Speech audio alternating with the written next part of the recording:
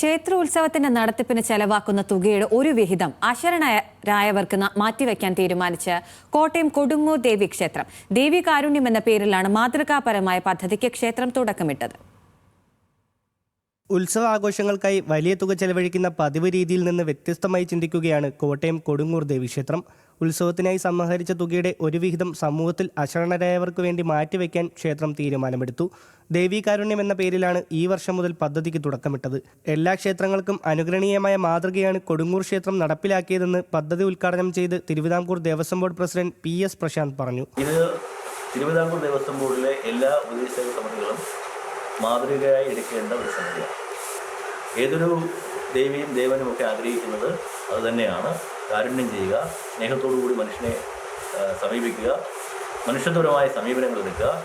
അതിനൊരു മാതൃകയാണ് കൊടുങ്ങൂർ ദേവീക്ഷേത്രത്തിലെ ഉപദേശക സമിതി.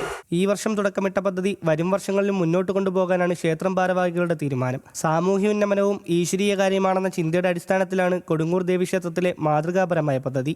ന്യൂസ് മലയാളം, കോട്ടയം.